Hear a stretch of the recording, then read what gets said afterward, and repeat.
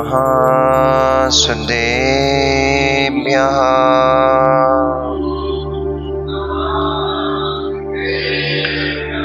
ॐ नमः सिद्धेभ्यः।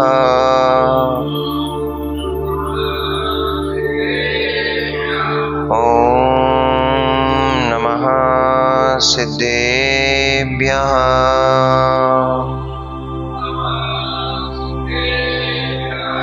तव सिद्धेन सिद्धे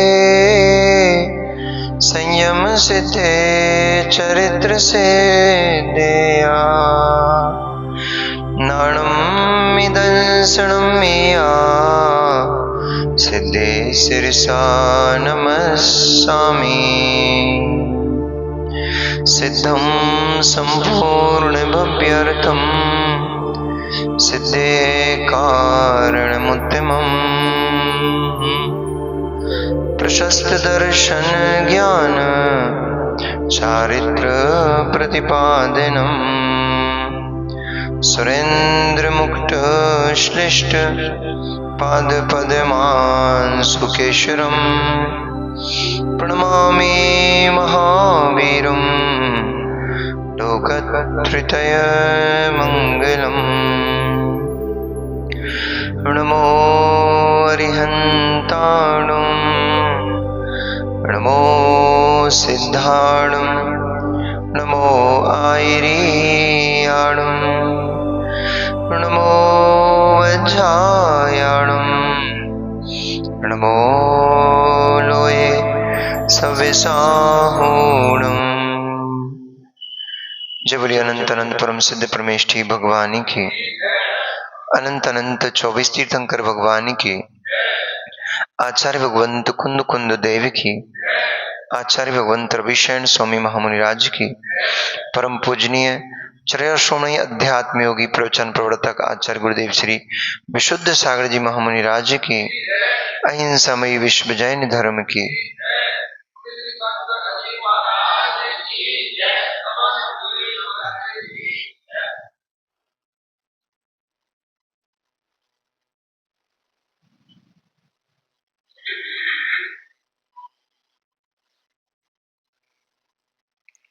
मनुष्यों वर्तमान शासन नायक भगवान वर्धमान स्वामी के शासन काल में हम सभी भव्य जीव यहाँ विराजते हैं। परम भट्टारक महाश्रमण भगवान वर्धमान स्वामी के मुख कमल से निश्चित बागवादिनी भगवती मजनवाणी का हम सभी भव्य जीव करुणांजलि लगा करके पान कर रहे हैं। यह बागवादिनी, यह भगवती मजनवाणी सभी जीवों का कल्याण करे, सभी जीवों का मोक्ष मार्ग प्रशस्त करे।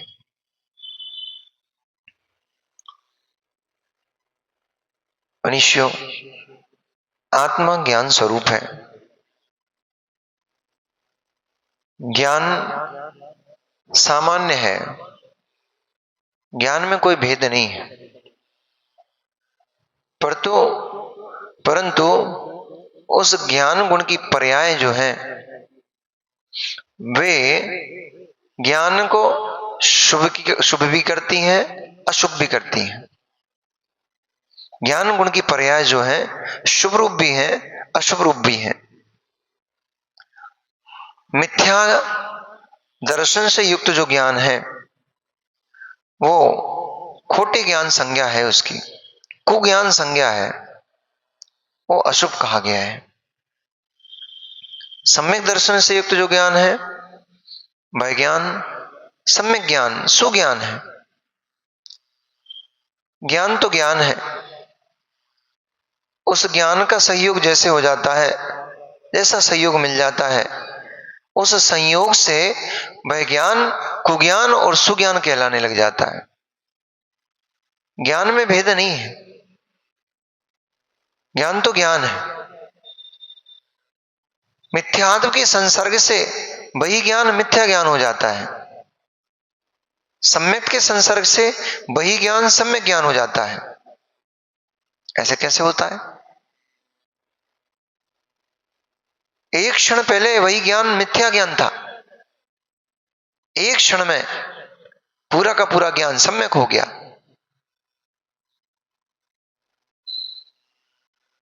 गौतम स्वामी आए थे, जब घर से चले थे तो मिथ्या दृष्टि थी, उनका सारा का सारा ज्ञान मिथ्या ज्ञान। सारे वेद पढ़ लिए, पुराण पढ़ लिए, सब कुछ पढ़ लिया, पर ज्ञान सम्यक नहीं था। और वही का वही ज्ञान पूरा, जैसे ही भगवान के समूषण में पहुंचे और भगवान के दिव्य समूषण के दर्शन किए, मानस स्तंभ के सामने पहुंचे, श्रद्धा उत्पन्न हो गया। सारा का सारा जो पढ़ा था तत्व, वो सारा का सारा तत्व मिथ्या से सम्यक हो गया, क्योंकि सम्यक श्रद्धान के अभाव में वो ज्ञान मिथ्या कहला रहा था। जितना ज्ञान उन्होंने लेकर रखा था, सम्यक श्रद्धान के अभाव में वो सारा का सारा ज्ञान मिथ्या कहला रहा था। और जैसे ही श्रद्धान सम्यक हो गया, वस्तु को देखने का तरीका बदल गया, अपने आप ज्ञान सम्यक हो गया। कैसे होता है ये?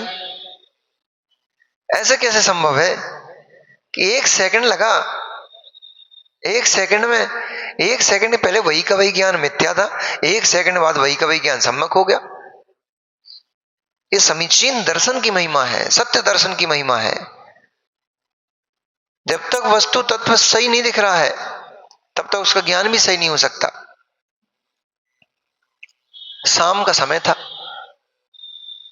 आप घर से जैन भवन की तरफ आ रहे थे, दूर से आपको कुछ दिखाई दिया, पर हल्का हल्का अंधेरा था, इसलिए निर्णय नहीं हो पा रहा था। ये ठूंठ जैसा लग रहा है कि पुरुष है, ये पुरुष है कि ठूंठ है, वृक्ष का ठूंठ खड़ा है कि वहां कोई पुरुष खड़ा है। दर्शन समीचीन नहीं है, यथार्थ नहीं दिख रहा है, तो शंका उत्पन्न हो रही है, अरे ये तो मनुष्य है, मिथ्यात्व। अरे ये तो मनुष्य खड़ा है, मिथ्यात्व। क्यों? यथार्थ दर्शन नहीं हुआ, वस्तु तत्व को यथार्थता से नहीं जाना, नहीं दर्शन हुआ, उसका देखा नहीं, तो शंका उत्पन्न हुई और निर्णय मिथ्यात्व में चला गया। थोड़े पास पहुंचे, कोई गाड़ी निकली, उसकी लाइट उसके ऊपर पड़ी, अरे मैं तो पुरुष देख रहा था, ये तो वृक्ष का ठूंठ खड़ा है, सम्यक हो गया। एक सेकंड पहले मिथ्या था, क्योंकि दर्शन यथार्थ नहीं हो पा रहा था, दर्शन सम्यक नहीं था। और जैसे ही दर्शन सम्यक हो गया, अरे मैं तो आदमी समझ रहा था, ये तो ठूंठ है। सम्यक दर्शन होते ही सारा का सारा ज्ञान क्या हो गया? सम्यक हो गया। अभी उस कर्म कितना सारा ज्ञान चल रहा था, कल्पना वाला ज्ञान चल रहा था। ये देखो उसके थोड़े थोड़े हाथ दिख रहे हैं, ये उसके पैर जैसी, हाँ, तो जैसे आप आसमान में कल्पना कर रहे थे, तो सर्वथा ऐसा नहीं कह सकते वो मिथ्या कल्पना थी, वो मिथ्या कल्पना नहीं थी।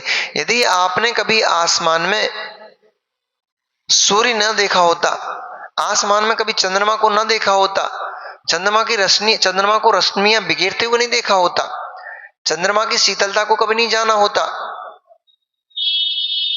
फिर यदि आप उसकी कल्पना करते और उसमें आप सूर्य को देखते, कल्पना चंद्रमा की करते, तेज सूर्य का देखते, लालिमा सूर्य की देखते, तो कहते ये मिथ्या था। क्यों? चंद्रमा ऐसा होता ही नहीं,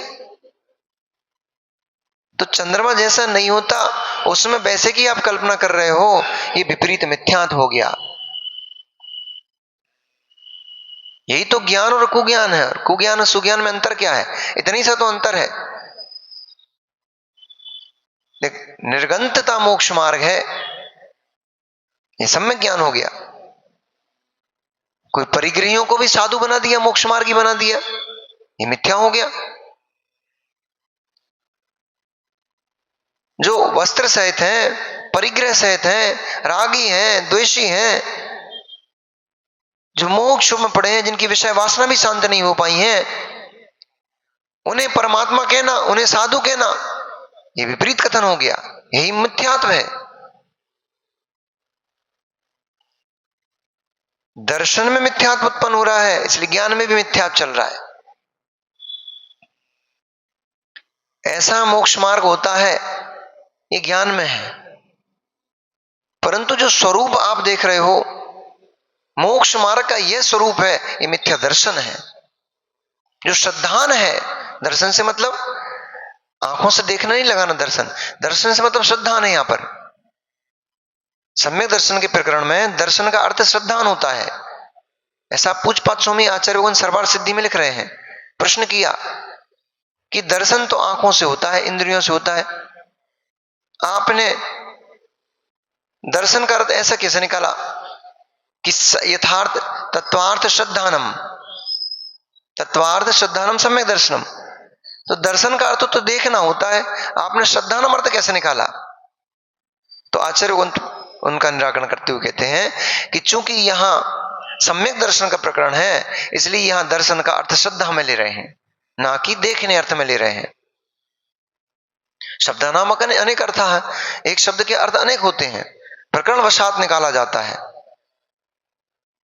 अब कोई योद्धा युद्ध लड़ने के लिए खड़ा हुआ है, उसने बोला मंत्री जी सैंधव लाओ। तो मंत्री जी चले, नमक का डल्ला उठा लाए। क्या उठा लाए? नमक का डल्ला उठा लाए। बोले अरे मूर्ख, ये क्या करता है? बोले आप ही ने तो कहा था सैंधव लाओ, सैंधव का मतलब तो नमक होता है। अरे भाई, यहां युद्ध लड़ने जाना है, यहां नमक के डल्ले का काम नहीं है, यहां घोड़े का काम है। सैंधव अर्थात घोड़ा, अश्व।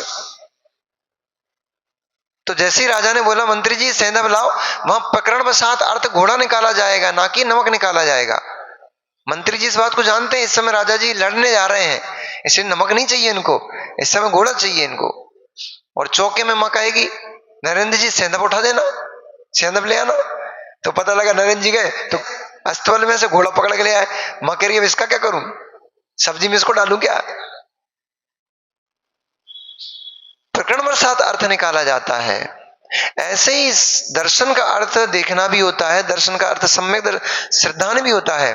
प्रकरण क्या चल रहा है? सम्यक दर्शन का प्रकरण चल रहा है, सम्यक ज्ञान का प्रकरण चल रहा है, मोक्ष मार्ग का प्रकरण चल रहा है। इसलिए यहां पर श्रद्धान का अर्थ देखना नहीं, श्रद्धान का अर्थ दर्शन का अर्थ देखना नहीं, दर्शन का अर्थ श्रद्धान रूप में लिया है। तो जो वस्तु को आपने श्रद्धान किया, वही क्या चल रहा था? अभी वही ढूंढ दिख रहा था, परंतु यथार्थ दर्शन हो गया, यथार्थ श्रद्धान हो गया। अरे नहीं, ये तो श्रद्धा, ये तो मनुष्य नहीं है, ये तो ठूंठ है। तो सारा का सारा ज्ञान जो था वो परिवर्तित हो गया। वही का वही सारा का सारा ज्ञान मिथ्या ज्ञान से उठ करके सम्यक ज्ञान हो गया। एक समय लगा, एक क्षण लगा।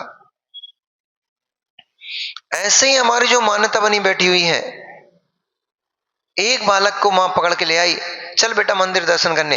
वो कह रहा क्या दर्शन करूंगा, ये तो पत्थर है, चट्टाने हैं, इनमें क्या दर्शन करूं, एक इंद्रिय जीव है।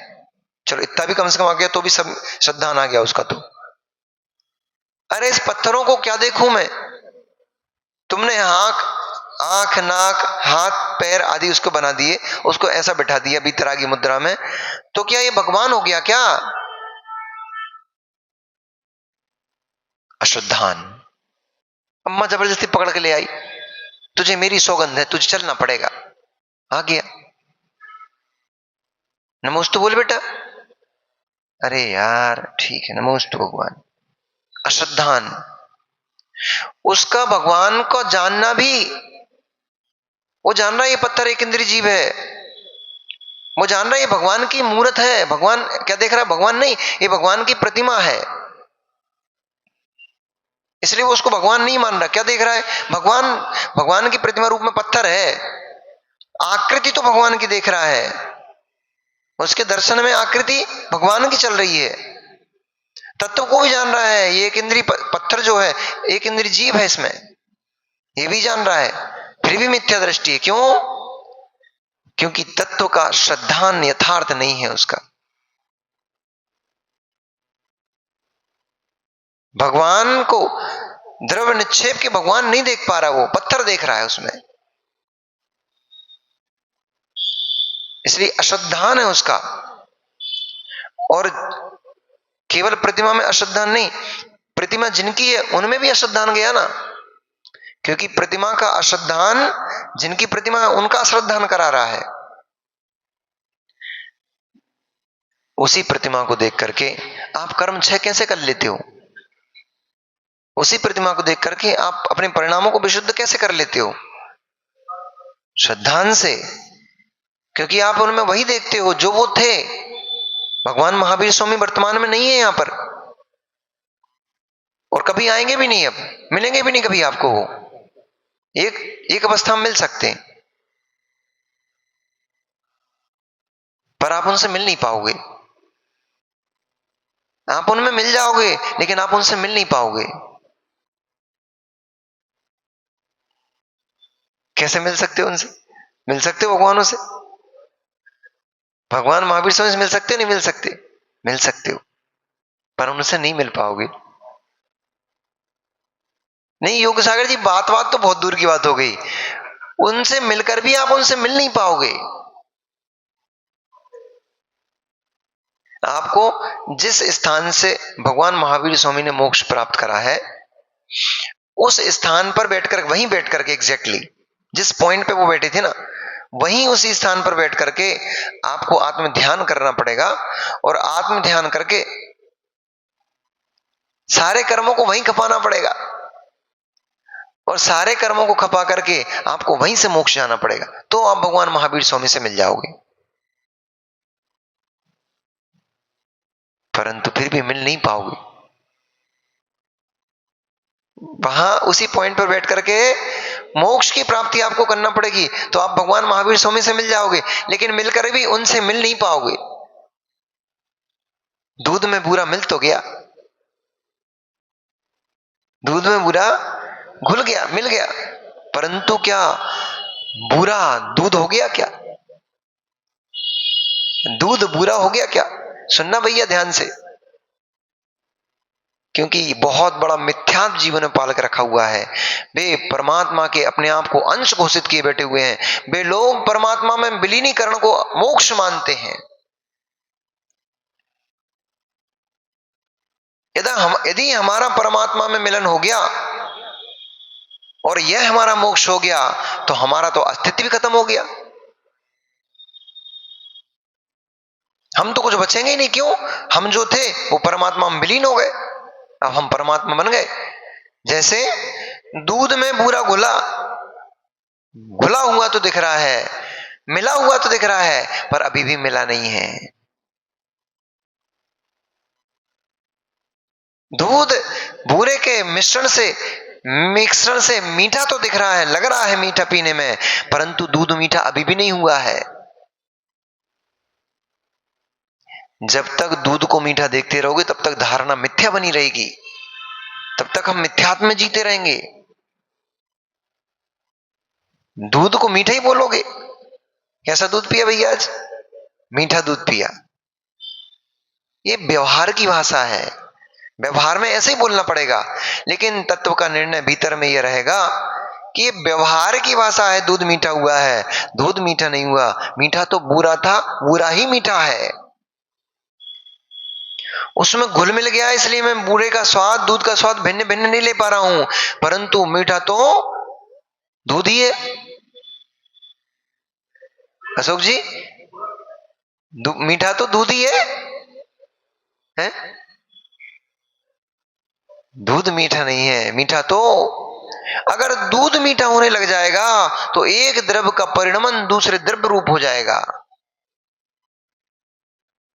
फिर हमने घोड़ा देखा, हम घोड़ा बन गए। घोड़ा का होगा?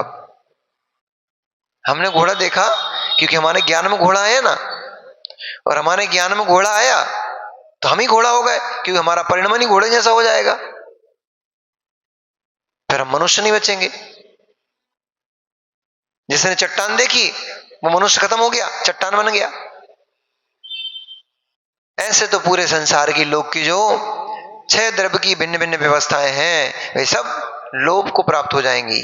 अधर्म द्रव्य धर्म में प्रवेश कर जाएगा, उसका काम ही गड़बड़ हो जाएगा, फिर कोई रुक ही नहीं पाएगा। क्यों? अधर्म द्रव धर्म बन गया। अब जो चल रहा है वो चलता ही रहेगा, वो रुक ही नहीं पाएगा। काल द्रव आकाश द्रव बन जाएगा। अब काल खत्म हो गया, अब किसी का परिणाम ही नहीं होगा। क्यों? एक द्रव दूसरे द्रव में परिवर्तित हो गया ना। काल द्रव आकाश द्रव बन गया, अब काल खत्म हो गया। काल खत्म हो गया, काल नहीं बचा, अब परिणमन कौन कराएगा? बीतेगा कौन? और काल नहीं बीतेगा, सब कुछ स्थिर हो जाएगा। कुल मिलाकर के लोक की सारी व्यवस्था भंग हो जाएगी। लोक की क्या, तीनों लोकों में कुछ भी नहीं हो पाएगा, बचेगा ही नहीं, कुछ द्रव्य ही नहीं बचेगा, लोक अभाव हो जाएगा। इसलिए एक द्रव्य कभी भी दूसरे द्रव्य रूप परिणमन नहीं करता। जो भी परिणमन होता है द्रव्य का स्व स्व में ही होता है, अपने अपने में ही परिणमन होता है। तो आप महावीर भगवान से जाके मिल तो जाओगे, कैसे मिल जाओगे? जैसे दूध में बूरा मिल गया, ऐसे उनके जो आत्म प्रदेश हैं उन्हीं उसी स्थान पर आपके आत्म प्रदेश घुस जाएंगे, उसी स्थान पर आपके आत्म प्रदेश ठहरेंगे। एक में अनेक राज हैं, एक माही अनेक राज हैं। एक ही शरीर में, एक ही आकार में अनंत अनंत सिद्ध राजते हैं। क्योंकि ऐसा थोड़ा ही कि महावीर जहां से मोक्ष गए वहां से और कभी कोई मोक्ष ही नहीं गया। इस भरत भूमि पे, इस भरत भूमि पे, कर्म भूमि में ऐसा कोई एक भी प्रदेश नहीं बचा है। आपको क्या लग रहा है यहां से कोई मोक्ष नहीं गया क्या? यहां से भी असंख्यात असंख्यात जी मोक्ष जा चुके हैं, अनंत अनंत काल व्यतीत हो चुके हैं। कभी ये अलवर बन रहा होगा जिसमें आप अलवर नाम की संज्ञा दी है आपने, इस अलवर को कभी आप इस अलवर में कभी बन रहा होगा, जंगल रहा होगा, पहाड़ रहे होंगे, उन पहाड़ों पर कोई मुनिराज बैठ के साधना करके मोक्ष गए होंगे यहां से। ये भी सिद्ध भूमि है।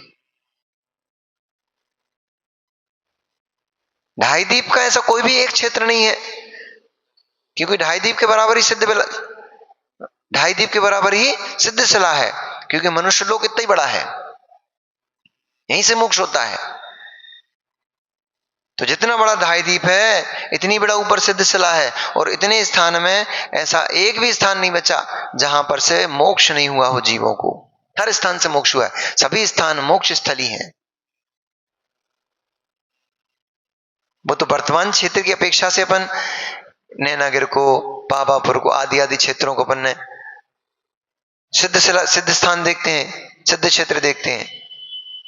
महावीर जी भी सिद्ध क्षेत्र है, अतिशय क्षेत्र है, अतिशय क्षेत्र है। नैनागिर जी सिद्ध क्षेत्र है, द्रोणागिरि जी सिद्ध क्षेत्र है। आपके यहाँ राजस्थान में कोई है क्या? तो वर्तमान की अपेक्षा से आपको कोई दिखाई नहीं दे रहा है, लेकिन चिंता नहीं करो, टेंशन नहीं लेना कि हमारे राजस्थान से कोई मोक्ष नहीं गए क्या। वर्तमान में हो सकता नहीं गए होंगे, लेकिन भूत में कभी ना कभी इस क्षेत्र से, ऐसा कोई क्षेत्र ही नहीं है जहां से मोक्ष नहीं हुआ किसी को। इसलिए ज्ञान जो है वही ज्ञान ज्ञान होता है, वही ज्ञान अज्ञान होता है। संयोग संयोग जैसा मिल गया, निमित्त जैसा मिल गया, उस ज्ञान ने वैसा परिणमन कर लिया। यहां पर आचार्य भगवंत रविशरण स्वामी जी ने क्या लिखा?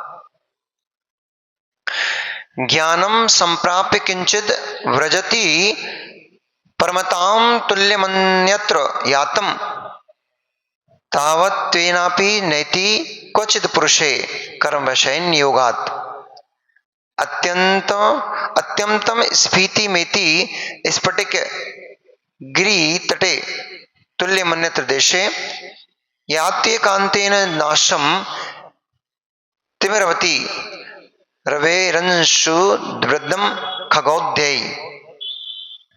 अर्थ क्या हुआ इसका?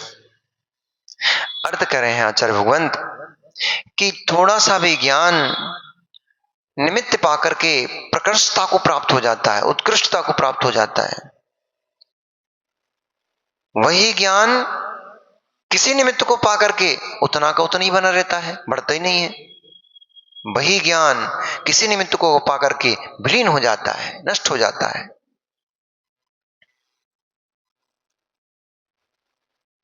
सुंदर दृष्टांत दिया।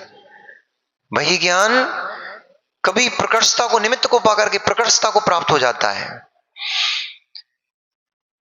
एक सूर्य की किरण पकड़ी, कितने में? एक कांच में। सूर्य का प्रकाश आ रहा था, यहां अंधकार था।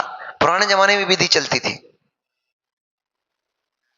कांच लगाया, उस कांच के ऊपर जो रेज पड़ी, कितनी सी पड़ी, इतना सा कांच था, इतनी सी रेज आएंगी ना उसमें, उन रेज को ट्रांसफर किया गया दूसरे कांच के ऊपर। मैग्नीफाई जो ग्लास होता है उसके ऊपर ट्रांसफर किया गया। उसने क्या कर दिया, उसको बिखेर दिया। वही रेज बिखर के बहुत सारे रूप में हो गई परिवर्तित। फिर तीसरे लेंस पर ट्रांसफर किया। ऐसे करते करते 4, 5, 8 लेंसों के बाद में आपके कमरे में पूरे में प्रकाश फैल गया। आखिरी में जो यहां पर कांच लगा था, लेंस लगा था, उस लेंस ने पूरे कमरे को प्रकाशित कर दिया। उतनी सी कांच की, उतनी सी सूर्य की किरणें पूरे कमरे को भरे हुए हैं। उतना छोटा सा ज्ञान निमित्त पा करके विस्तृत हो गया, विशाल हो गया। ये क्यों कहा मालूम है? जिन लोगों को ये अभिमान हो कि हम तो बहुत ज्ञानी हैं, ज्यादा अभिमान मत करो, क्षुभ समय वस्तु है। हम तो बहुत ज्ञानी हैं, ज्यादा अहंकार मत करो, अभिमान मत करो, क्षुभ समय वस्तु है, क्षुभ सम निमित्त है। ज्ञान के प्रकाश के लिए तुम्हारा क्षोभसम निमित्त है, वो क्षोभसम विलीन हो जाएगा, तुम्हारा विशाल ज्ञान इतना सा रह जाएगा, लब्धि अक्षर प्रमाण मात्र रह जाएगा, निगोदिया बन के नीचे मिलोगे। और वही ज्ञान सर्वावधि परमावधि में बदल जाता है। वो कभी भी शास्त्र को पढ़ने से नहीं बदलता। केवल ज्ञान कभी शास्त्र को पढ़ने से नहीं होता। जिसने द्वादश अंग का ज्ञान ले लिया, जरूरी नहीं है कि उसको केवल ज्ञान हो गया। और एक जीव ने इतना सा ज्ञान कर लिया, तुष्मास भिन्नम, इतना सा ज्ञान कर लिया, मैं शुद्ध जीव द्रव्य हूं, ये शरीर पुद्गल द्रव्य है। इतने से ज्ञान से उसने भेद विज्ञान प्रकट कर लिया। ध्यान में बैठा, इतनी चिंतन लेकर के ध्यान में बैठा। बहुत सारे सूत्र, बहुत सारे अध्याय उन्होंने नहीं पढ़े। क्या पढ़ा? इतना मात्र पढ़ा कि शरीर भिन्न है, जीव भिन्न है, आत्मा भिन्न है। और उसको लेकर के, सहारा लेकर के ध्यान की मुद्रा में ध्यान करने बैठ गए। अब जो द्रव्य सूत्र इतना सा था, उसको भाव सूत्र में बदलना प्रारंभ किया। और वो भाव सूत्र इतने से को लेकर के भेद विज्ञान रूप में प्रकट होते हुए बहुत विशाल हो गया, केवल ज्ञान प्रकट हो गया। द्वादश सांगे के पार्टी बैठे रह गए। वे द्वादश अंग का पार्टी करते रह गए। और जिसके पास इतना सब द्रव्य सूत्र था, अष्ट प्रवचनी मात्रिका का मात्र ज्ञान था, वो केवल ज्ञानी बन गया। अब जा रहे हैं उनके पास नमोस्तु करने, बोल स्वामी नमोस्तु नमोस्तु नमोस्तु। हम तो यहीं बैठे रह गए इतने पार्टी, हम आपको पढ़ाते थे, हम तो रह गए, आपने तो वो पढ़ाई पढ़ ली, अब पढ़ने पढ़ाने की आवश्यकता खत्म हो गई। परम ज्ञानेश्वर हो गए अब आप, परमेश्वर हो गए अब आप। इसलिए छह उपसम ज्ञान पर बोराना नहीं चाहिए, ठलाना नहीं चाहिए। ये छह उपसम ज्ञान, ये छह उपसम ज्ञान कब छह उपसम न्यून हो जाएगा, कब विलीन हो जाएगा, पता नहीं। इसलिए प्रज्ञा का प्रयोग उसमें करो, ज्ञान का प्रयोग हमें उसमें करना चाहिए जिसमें हमारी आत्मा का हित हो। कहां कहां हमारा ज्ञान का प्रयोग होता है? सब मिथ्यात्व में जा रहा है, अज्ञान में जा रहा है।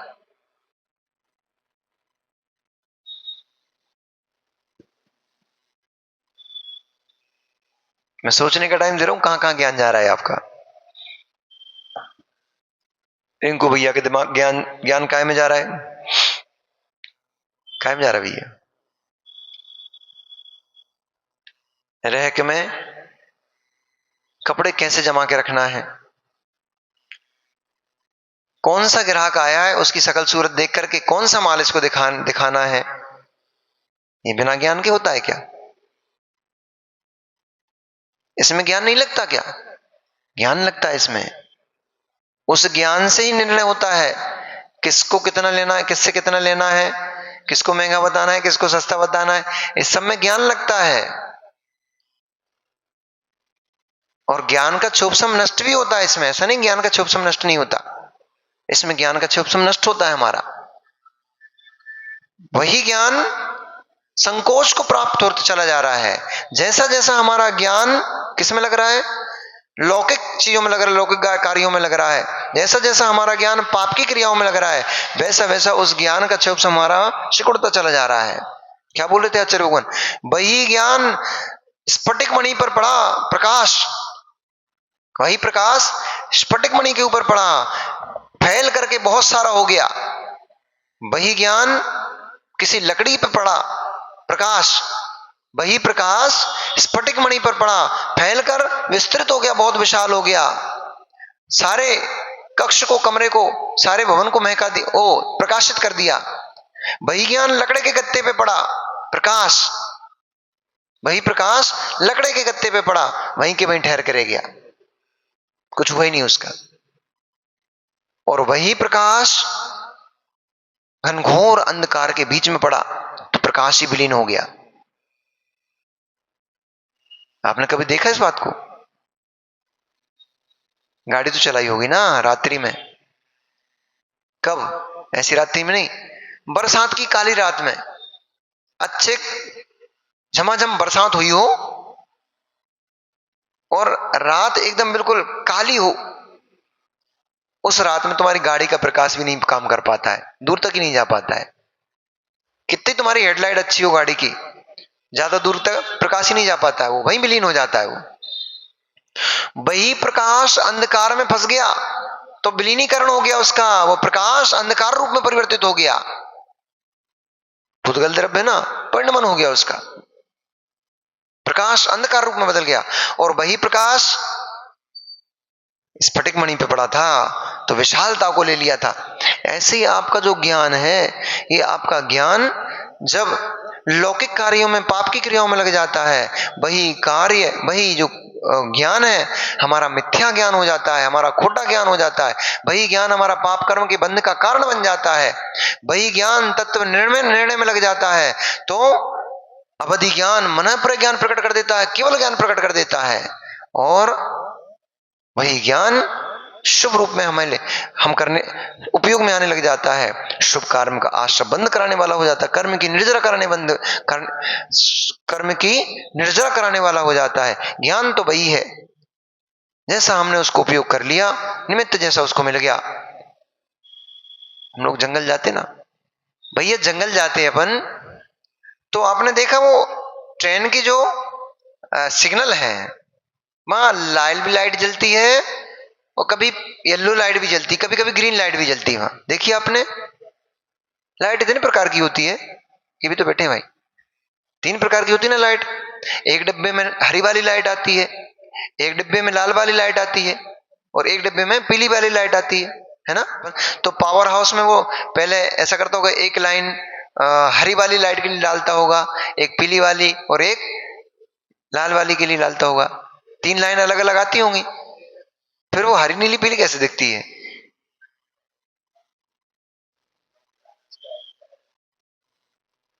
लाइट तो लाइट ही जैसी है वैसी ही है, ना पीली है ना हरी है ना लाल है, कैसी नहीं है वो तो जैसी है वैसी ही है। लाइट वहां से जो चल रही है वो तो एक रूपता में चल रही है, यहां आकर के उस लाइट के जो बल्ब लगा हुआ है, उस बल्ब के सामने अभी आपको पता है ये लाइट कैसी दिख रही है आपको? वाइट दिख रही है। वो 100 वाट का बल्ब लगा दो यहाँ पे, वो पीला वाला, तो कांच का बल्ब लगा दो तो पीली हो जाती। अभी भी आपको पता नहीं है वास्तव में लाइट का रंग वो नहीं है जो पीला वाला दिखाई देता है। कभी आपने बिजली चमकते देखी? वो पीली होती है क्या? स्पार्क होते देखा कभी आपने डीपी में? उसकी लाइट कैसे निकलती? पीली निकलती क्या? तो लाइट का रंग ना सफेद है, ना पीला है, ना नीला है, ना लाल है, ना हरा है।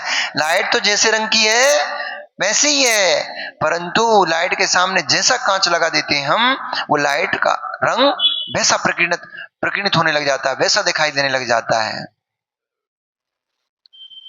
सामने पन्नी लाल लगा दो तो लाइट का प्रकाश जो होता है वो लाल दिखाई देने लग जाता है।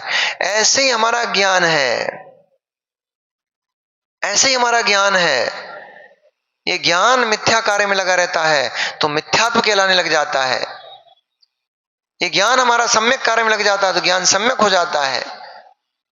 ज्ञान पाप करने लग जाता है तो पाप में हो जाता है, और यही ज्ञान धर्म पुण्य करने लग जाता है तो पुण्य में हो जाता है, और यही ज्ञान आत्मा की अनुभूति में लग जाता है तो शुक्ल ध्यान में हो जाता है, और यही ध्यान आत्मा में लीन हो जाता है तो केवल ज्ञान हो जाता है। अब देख लो भैया, लाइट तो तुम्हारे पास है, इसको लाल कलर देना है, पीला कलर देना है कि हरा कलर देना है, ये आपके अपने ऊपर है। ज्ञान तो आपके पास है, उसको पाप की क्रिया में लगाना है क्या, गप सटाके में लगाना है क्या, मौज मस्ती में लगाना है क्या, कैसे बहुत सारा धन कमाना है इसमें लगाना है क्या, या फिर भगवान का अभिषेक कैसे करूं, भगवान की भक्ति कैसे करूं, स्वाध्याय कैसे करूं, इसका अर्थ क्या होगा, इन अर्थ में अपने ज्ञान को लगाना है या फिर अर्थ में अपने ज्ञान को लगाना है। श्लोक के गाथाओं के अर्थ में ज्ञान को लगाना है कि अर्थ में लगाना है। जैसे भी महाराज को सुना रहे थे ना, कनक कनक के सोगुनी मादकता अधिकाय, दो ही कनक है, एक कनक धतूरा तो एक कनक स्वर्ण, और एक कनक आटे की कनक भी होती है, आटा गूंथ लो उसको बोलते कनक लगा दी, ठीक, वो भी कनक होती है। कनक तो शब्द एक है, उसके अर्थ प्रकरण वशात भिन्न भिन्न है। ऐसे ही ज्ञान का उपयोग काहे में करना है, अर्थ में करना है कि अर्थ में करना है कि अर्थ में करना है। अभी दो ही थे, अब तीसरा अर्थ भी आ गया। अर्थ में करना है कि इस श्लोक में क्या लिखा है उसके अर्थ को निकालने के, उसका ज्ञान का प्रयोग करना है, उस अर्थ में करना है कि अर्थ आत्मा, अर्थ मतलब आत्मा अनुभूति, उस अर्थ में करना है क्या, कौन से अर्थ में करना है आप देख लो, स्वतंत्र है।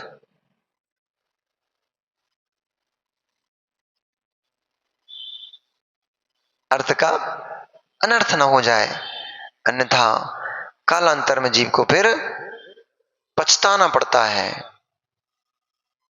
छोटी छोटी सी हमारी जो गलतियां होती हैं, वे गलतियां कभी बड़े भविष्य में कालांतर में बहुत बड़े शूल के रूप में, बहुत बड़े कांटे के रूप में तैयार हो जाती हैं।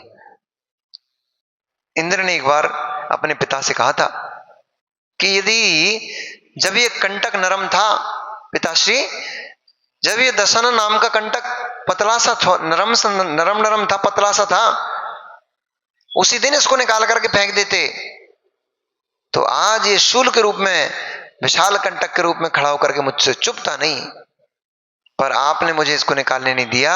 आज वही कंटक बड़ा हो गया है, नुकीला हो गया है, कड़क हो गया है, अब वो चुभने लग गया है। नरम कांटे को तो कोई भी तोड़ के फेंक देगा, वही कांटा जब कड़क हो जाता है, बड़ा हो जाता है तो टूटता नहीं है। ऐसे ही दशानन ने वरुण को जीत करके, पवनंजय ने वरुण को जीत लिया था और जीत करके दशानन के पास छोड़ दिया था, परंतु दशानन ने उदारता दिखा करके, उदार चित्त होते हुए उसको पुनः अपने राज्य में स्थापित कर दिया था कि तू मेरा अधीन होते हुए, मेरी आज्ञा को स्वीकार करते हुए तू सुख से अपने राज्य में रहे। परंतु जो दुष्ट हृदय पुरुष होते हैं वे लोग उपकारी के उपकार को भूल जाते हैं। आपकी जान की रक्षा करी, आपके प्राणों की रक्षा करी उसने, वो चाहता तो आपको मृत्यु दंड दे देता। दशानन चाहता तो आपको कारागार में डाल देता, जेल में बंद कर देता, पूरा जीवन वो काल कोठरी में निकल जाता, परंतु उसने उदारता दिखाई। क्योंकि जो महान लोग होते हैं, बड़े लोग होते हैं, वे, उनका जो क्रोध होता है वो अधिक समय तक नहीं ठहरता। शत्रु को नमस्कार करने मात्र के लिए क्रोधी होते हैं वे। शत्रु ने आकर के नमस्कार कर लिया, शत्रु ने आकर अपने आप का समर्पण कर दिया, उनका क्रोध शांत हो जाता है। उसने नमस्कार कर लिया था, इसलिए दशानन का कोप शांत हो गया था। उसने धीरता दिखाई, उसने बड़प्पन दिखाया, पुनः उसको अधिष्ठित कर दिया। पर जिसके रग में, जिसके रक्त में भेड़िए का खून दौड़ रहा हो, वो क्या सम्मानी को सम्मान दे पाएगा? इसलिए वो सम्मान नहीं दे पाया। थोड़े समय में अनेक राजाओं और थोड़ा और बल पाकर के वह वरुण पुनः उद्दंड हो गया, पुनः दशानन की अवहेलना करने लग गया, उत्पात मचाने लग गया। तब दशानन ने पुनः पवनंजय को पत्र लिख करके पहुंचाया और सैनिक के जो पत्रवाहक होता है, उस पत्रवाहक सैनिक के हाथ खबर पहुंचाई कि पवनंजय, वो छोटा सा कांटा जो वरुण के नाम का था, जिसे तुमने घिस करके नोक नष्ट कर दी थी जिसकी, वो फिर बड़ा हो गया है, फिर कंटक की तरह चुभने लग गया है। तुम्हें शीघ्र उसका निराकरण करना चाहिए। पवनंजय ने जैसे पत्र पढ़ा और पत्र पढ़ करके पवनंजय ने अपने स्वामी दशानन की आज्ञा को तुरंत स्वीकार किया और शीघ्र ही वो महल से वरुण से युद्ध करके लिए जैसे ही निकलने लगे, पुत्र हनुमान ने पूछा, पिताश्री आप कहां जा रहे हैं? तो पवनंजय ने कहा, पुत्र हमारे स्वामी दशानन है, उनका शत्रु है वरुण। एक बार मैंने उसको हरा करके और दशानन के सामने बंदी बना करके दे दिया था, प्रस्तुत किया था, परंतु वो दुष्ट हृदयी है, उसने उपकारी के उपकार को याद नहीं रखा, उपकारी के उपकार भूल गया है, इसलिए उसको पुनः दंड देने जा रहा हूं। वो दशानन के सामने पुनः उसकी आज्ञा की अवहेलना करने लग गया है, इसलिए उस वरुण को पकड़ करके अब की बार उसको मृत्यु दंडी दूंगा, ताकि पुनः कभी सर उठा के खड़ा ना हो सके। हनुमान ने कहा, पिताश्री आपने मुझे जन्म दिया है और मेरे होते हुए यदि आप युद्ध करने के लिए जाओगे तो मेरा पुत्र होना निष्फल हो जाएगा।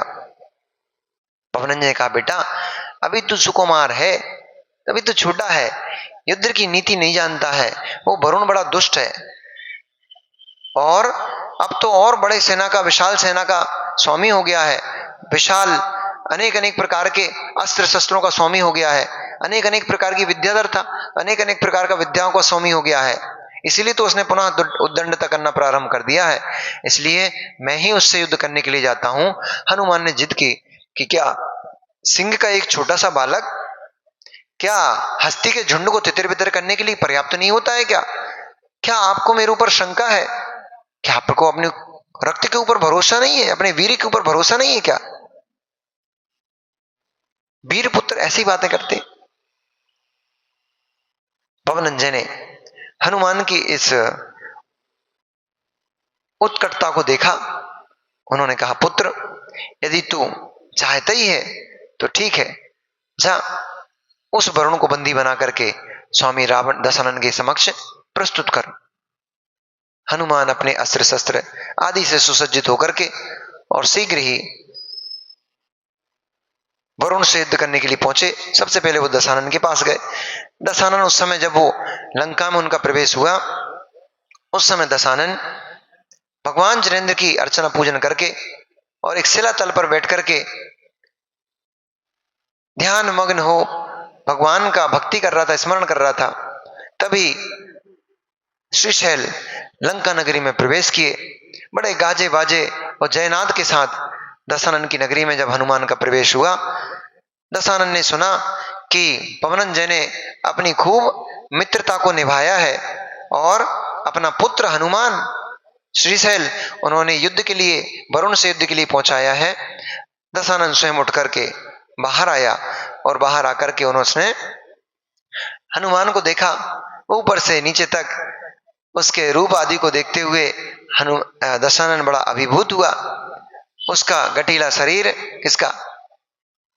श्रीशैल का, हनुमान का गठीला शरीर और रूप, कामदेव तो थे, तो रूप लावण्य से युक्त, अस्त्र शस्त्र से सुसज्जित, बार बार हनुमान का मुख आकृति देख देख करके बड़ा हर्षित और दशानन उसने हनुमान को अपने बक्षस्थल से लगाया और कहा कि पुत्र श्रीशैल, तुम्हारे पिता पवनंजय मेरे बड़े परम मित्र हैं और उन्होंने अपनी मित्रता बहुत अच्छे से सुंदर तरीके से निभाई है, जो तुम्हें उन्होंने युद्ध के लिए यहाँ पहुंचाया है। मुझे भरोसा है, विश्वास है कि जैसे पवन ने उसको बंदी बना करके और मेरे समक्ष खड़ा किया था, तुम शीघ्र ही मेरे शत्रु को ला करके मेरे चरणों में नतमस्तक करोगे। हनुमान ने कहा, हे गुरुजन, ज्येष्ठ जन, ऐसा ही होगा, आप बस आशीष दीजिए, आज्ञा दीजिए, मैं शीघ्र ही उस शत्रु को ला करके आपके चरणों में खड़ा करूंगा। दशानन ने हनुमान का बड़ा सत्कार किया।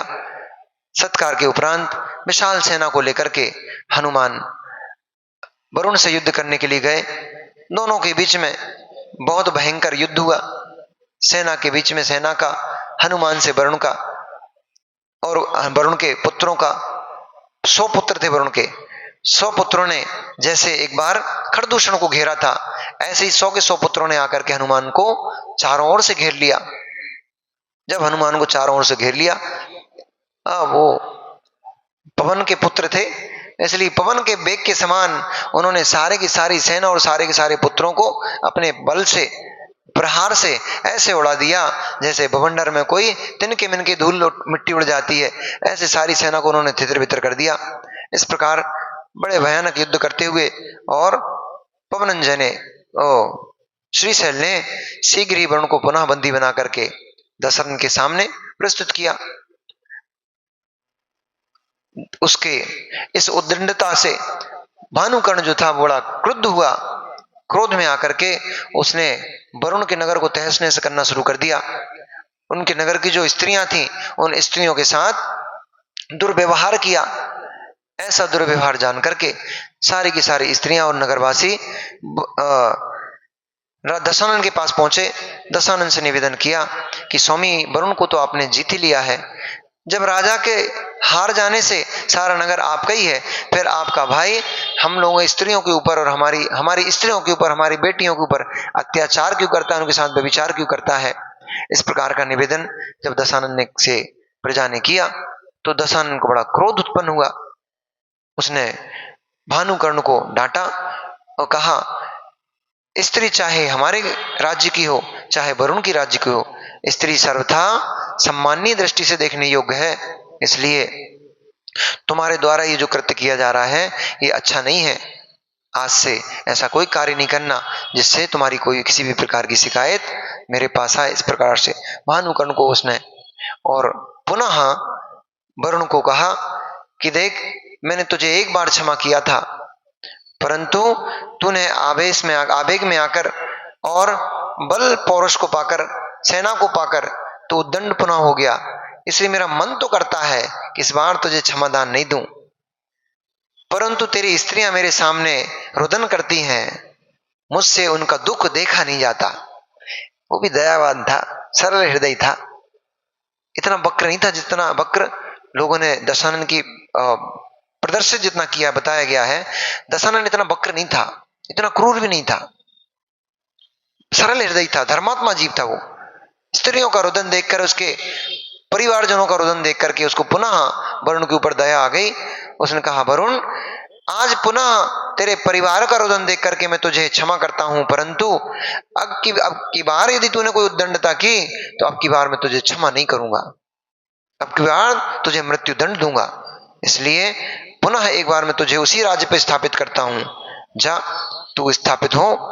वरुण ने भी उसकी इस उदारता को देखा, उसको लगा कि दशनन कितना उदार है, मैंने कितना बड़ा गलत काम किया कि ये इसने मुझे अपना पूरा राज्य वापस दिया, पत्नी, सम्मान सब कुछ दिया, परंतु मैंने इसके साथ छल किया, अब मैं इसके साथ ऐसा नहीं करूंगा। इस प्रकार वरुण भी अपने नगर को वापस चला गया। और इधर हनुमान ने जब वरुण के ऊपर विजय प्राप्त की तो लंका में हनुमान का बड़ा सम्मान हुआ और बड़ा उत्सव मनाया गया।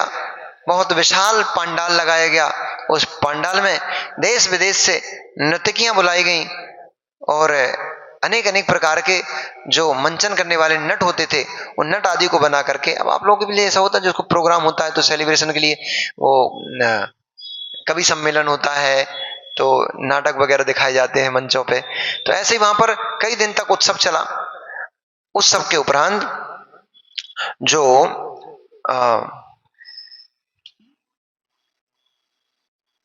खरदूषण था, खरदूषण की बेटी थी अनंग पुष्पा, उसका नाम था अनंग पुष्पा। उस अब वैदिक दर्शन में और जैन दर्शन में थोड़ा यहां पर अंतर है। वैदिक दर्शन में हनुमान को बाल ब्रह्मचारी बताया गया है और जैन दर्शन में भी उनको ब्रह्मचारी तो बताया गया है, लेकिन उन्होंने वैवाहिक सुख को भोगा, राज्य किया, तदुपरांत उन्होंने ब्रह्मचर्य व्रत ग्रहण किया। इसलिए यहाँ पे दोनों दर्शनों में थोड़ा भेद आता है। तो जैन दर्शन में उन्होंने वैवाहिक जीवन को जिया, राजपाट किया, राजपाट आदि करते हुए फिर उन्होंने वैराग्य को प्राप्त किया और वैराग्य के उपरांत उन्होंने ब्रह्मचर्य व्रत आदि लिया और संन्यास व्रत धारण करते हुए फिर उन्होंने मोक्ष को प्राप्त किया है। ये भेद यहाँ पर देखने को मिलता है। तो जो खरदू पाताल लंका की राजकुमारी थी, खरदूषण की पुत्री, उस अनंग पुष्पा के साथ हनुमान का बड़े मान सम्मान के साथ विवाह संपन्न हुआ। दशानन का एक और मित्र था सुग्रीव, उसकी कथानक आगे है। तो सुग्रीव तो जो था, सुग्रीव की पुत्री थी पद्मरागा, उस पद्मरागा के साथ भी हनुमान का विवाह किया गया। और किशकुपुर का जो राजा था नल, नल और नील दो भाई थे, तो नल की पुत्री जो थी हरिमालिनी, उस हरिमालिनी के साथ भी किसका, श्रीशैल का हनुमान का विवाह संपन्न किया गया। साथ ही किन्नर गीत नगर के जो किन्नर राजा था उसकी 100 पुत्रियों के साथ भी एक साथ ही इतनी 100 पुत्रियां हो गई, 3 ही हो गई, 103 पुत्रियों के साथ, 103 राजकुमारियों के साथ दशानन ने बड़े उत्सव के साथ वहां पर अपने ही लंका नगरी में हनुमान का विवाह संपन्न किया। भेंट स्वरूप ये स्त्रियां उसको दी और कहा कि तू चिरजीवी हो, जैसा वरुण को युद्ध करके तूने यश प्राप्त किया है, तू यशस्वी होता हुआ, खूब उसको आशीष दिया, हनुमान को बहुत आशीष दिया और उनसे कहा तू यशस्वी होता हुआ चिरकाल तक जीवित रहे, तू सारी पृथ्वी पर अपनी दिग्विजय ध्वजा को फहराता रहे। इस प्रकार शुभ आशीष आदि देकर के श्रीशैल को पुनः विदा किया। इस प्रकार से जब श्रीशैल पुनः वरुण को और 103 स्त्रियों के साथ अपने मामा के नगर में प्रवेश किए, वहां भी उनका बड़ा उत्सव मनाया गया। अब नई बहू आई थी तो नई बहुओं का सम्मान हुआ और जो बुलावा होता है वो सब कार्यक्रम हुआ, पैर पकड़ाई हुई, आदि आदि सारी कार्यक्रम वहां पर हुए, बहुत प्रकार के उत्सव वहां पर मनाए गए। इस प्रकार से श्रीशैल को पत्नी रूप में 103 राजकन्याओं की प्राप्ति हुई। अब आगे हनुमान अपने वैवाहिक जीवन में मस्त हो गए। धीरे धीरे उम्र व्यतीत होती चली गई और वे हनुमान अपने राज्य संचालन में मस्त हो गए। इस प्रकार से वैवाहिक सुखों को भोगते हुए बहुत लंबा समय व्यतीत हो गया। तब राजा शनिक के मन में प्रश्न उत्पन्न हुआ कि स्वामी जी, किनसे? गणधर परमेष्ठी गौतम स्वामी से कहा कि भगवान, आपने दशानन का वृत्तांत सुना दिया, आपने हनुमान का वृत्तांत सुना दिया, आपने खरदूषण आदि जो भी संबंधी थे उन सब के बारे में बता दिया, लंका नगरी की रचना, राक्षस द्वीप, राक्षसों की उत्पत्ति, वानर द्वीप, वानरों की उत्पत्ति, ये सब तो आपने बता दिया, पर स्वामी मुझे बड़ी जिज्ञासा है बलभद्र राम के बारे में जानने की, उनके बारे में तो आपने कुछ अभी तक बताया ही नहीं। तो उन्होंने कहा बेटा चिंता मत कर, चौमासा पूरे होने में अभी समय है। उन्होंने ऐसा नहीं कहा, ऐसा मैं अनिल भाई से कह रहा हूं कि अभी चौमासा पूरे होने में थोड़ा सा समय है, अपन राम जी को उत्पन्न तो कर ही लेंगे कम से कम। इस प्रकार से उन्होंने कहा कि मैंने अनेक अनेक राजे महाराजाओं का वृत्तांत, लोक की स्थिति आदि का मैंने तुमसे वर्णन किया, क्योंकि आगे की जो राम कथा मैं सुनाने वाला हूं उस राम कथा में इन सब लोगों का योगदान है। लोक की स्थिति का वर्णन करना आवश्यक था, ये राक्षस वंश की, हनुमान के वंश की आदि आदि वंशों की उत्पत्ति का कथन करना अत्यंत आवश्यक था, क्योंकि राम कथा में उनका बहुत महत्वपूर्ण योगदान है। इसलिए सर्वप्रथम मैंने तुमसे राक्षस वंश आदि की उत्पत्ति की कथा कही है। अब मैं तुमसे रामचंद्र जी की उत्पत्ति का कथन करता हूं, तुम ध्यान लगा करके सुनो। कल करेंगे।